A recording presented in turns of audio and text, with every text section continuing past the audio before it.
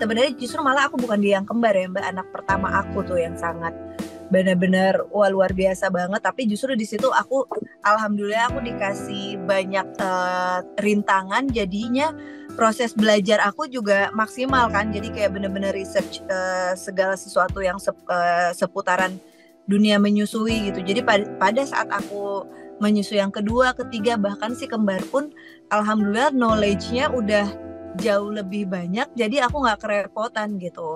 Dan kenapa aku bilang pada saat menyusui itu aku lebih challenging daripada saat melahirkan atau pada saat hamil, karena aku itu memang tipikal yang hyperlaktasi gitu. Jadi pada saat anak yang pertama walaupun udah disusuin, udah mompa, udah nyusuin anak orang pun tetap setiap bulan aku langganan masuk UGD gitu. Bahkan yang anak pertama karena aku masih belum tahu dan ya belum ada pengalaman itu sampai masih tis dan sampai beneran harus dioperasi gitu. Aku yang anak pertama sempet ada traumatik lah gitu, tapi memang ya karena obatnya tuh pada saat ngelihat anak ya nangis terus tenang pada saat menyusui. Jadi walaupun aku secara mental, kalau kata bahasa anak sekarang udah kena mental banget tuh pas menyusui anak pertama, karena aku harus sampai dioperasi dan hari ini dioperasi, paginya malamnya tuh udah bengkak lagi, bener-bener harus diinsisi gitu, sampai harus bener-bener dikeluarin nanah lagi, padahal baru banget dioperasi gitu. Jadi memang yang pertama lumayan horor buat aku. Cuma karena yang pertama aku mengalami banyak rintangan, jadi kan pasti otomatis aku banyak baca dan banyak cari tahu. Bahkan yang menghandle aku pun itu ketua laktasi seluruh Indonesia gitu, karena memang case-nya berbeda dibanding yang lain gitu. Dan payudara aku pun ya bunda ya ukurannya agak sangat gak normal pada saat nyusuin ya, karena memang ternyata isinya sebanyak itu. Alhamdulillah anak ASI aku pun banyak, itu bisa sampai 3 freezer yang khusus untuk ASI tuh penuh semua, padahal anak aku juga disusuin terus ya, bukan yang kayak bunda-bunda kantoran yang memang harus mengandalkan ASI stok dari perahan gitu. Tapi aku susuin iya dan nyetok juga iya, karena memang harus dikeluarin. Nah jadi di anak yang kembar itu pun sama sekali nggak ada kendala, karena memang suplai ASI aku segitu berlimpahnya gitu. Walaupun udah kembar, aku alhamdulillah masih punya anak menyusui, dan stok di kulkas pun bisa nyampe 2 freezer gitu. Cuma ya balik lagi itu dia melelahkan banget buat aku, karena nggak ada waktu istirahat dari mengosongkan payudara itu. Karena kalau telat dikit udah pasti aku bakal masuk rumah sakit gitu. Jadi anak 1, 2, 3 itu aku langganan UGD tiap bulan.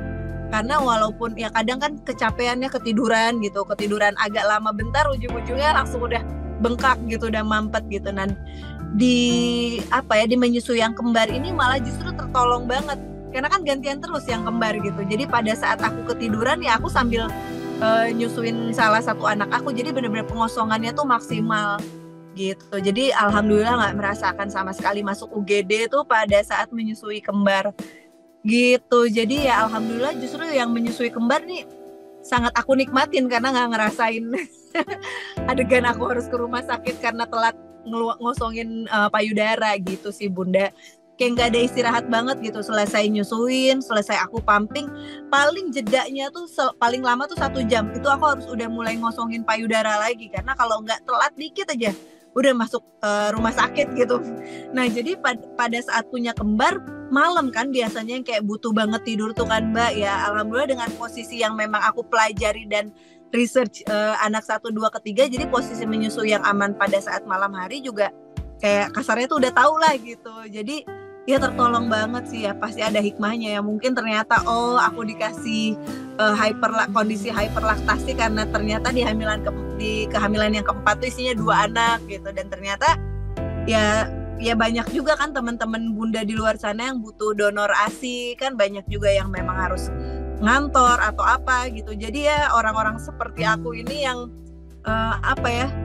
saling tertolong gitu, karena ya sayang juga kan ASI aku dikeluarin tapi nggak diapa-apain gitu, karena ya buat kebutuhan anak aku sendiri tuh udah berlebih banget gitu. Jadi ya saling membantu saling membantu lah Mbak. Emang kita circle ibu-ibu kan harus saling mengisi satu sama lain ya. Mulai dari anak pertama aku ada selalu donor ASI karena kalau nggak sayang kebuang. Sampai yang kembar juga ada kalau donor ASI sih enggak ya, tapi nyetok yang ujung-ujungnya aku buang. Karena kalau di agama kan anak aku kan cewek cowok ya gitu, karena takutnya nanti gimana jadinya ya untuk supaya nggak jadi masalah aku buang aja. Kalau anak yang pertama kan jelas yang kakak-kakaknya maksudnya cowok ya aku donorinnya ke cowok lagi.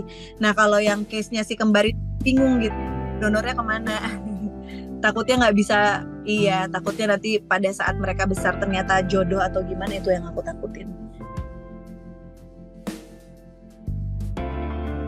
Ya tertolong dengan itu kondisi aku hyperlaktasi ternyata di anak yang kehamilan kembar ini ya jadinya ya alhamdulillah justru memudahkan kan gitu, dan kondisi aku pun sebagai seorang ibunya tertolong gitu, karena kalau enggak juga aku capek dengan setiap nyusuin ya ketiduran lama bentar aja gitu, misalkan aku ketiduran bablas 2 jam 3 jam tanpa kebangun untuk mompa, itu aku pasti pagi-paginya UGD deh, pasti bener-bener kayak mulai kemeng apalah, mampet dan segala macem gitu. Jadi ya si kembar ini bener-bener, karena kalau nyusuin langsung kan posisinya kita bisa sambil tiduran kan Bun gitu, tapi kalau sambil mompa kan duduk, mau se-advance apapun alat yang sekarang walaupun itu udah handsfree dan segala macam ya minimal posisinya kita harus duduk gitu. Kadang kalau misalkan udah kelelahan ya tiduran sambil duduk gitu ya, tapi ya itu sangat terbantu sih ya dengan alat pumping yang udah super duper canggih gitu. Kadang ya tinggal senderan terus sambil ketiduran gitu. Nah kalau yang pas anak aku yang pertama belum secanggih yang sekarang, ada yang handsfree tapi dengan posisi yang masih nggak senyaman alat-alat pompa masa kini lah gitu.